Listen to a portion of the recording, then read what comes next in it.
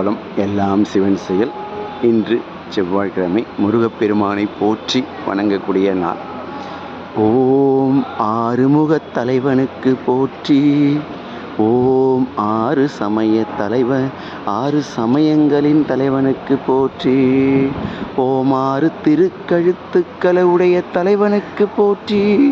ஓம் ஆறு கிரீடங்களை அணிந்துள்ள தலைவனுக்கு போற்றி.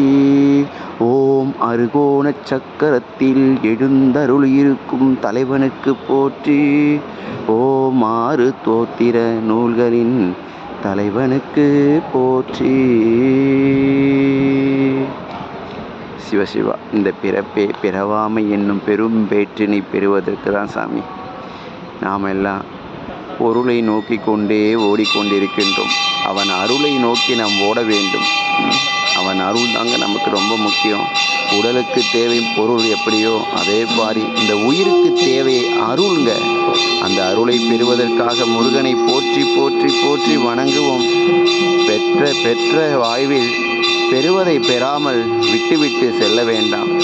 உயிருக்கான செல்வம், உண்மையான செல்வம் திருவடி தாங்க, முருகப்பெருமான் திருவடி தாங்க. அதனால் முருகப்பெருமான் திருவடியை நாம் போற்றி போற்றி வணங்குவோம். திருச்சிற்றம்பலம். நாள் என் செய்யும், வினைதான் என் செய்யும், என நாடி வந்த கோல் என் செய்யும், கொடுங்கூற்று என் செய்யும், குமரேசர் இரு தாளும் சிலம்பும் சலங்கையும் தண்டையும் தோளும் சண்முகமும் எனக்கு முன்னே வந்து தோன்றினேன். வெற்றி மேல் முருகனுக்கு அரோகரா.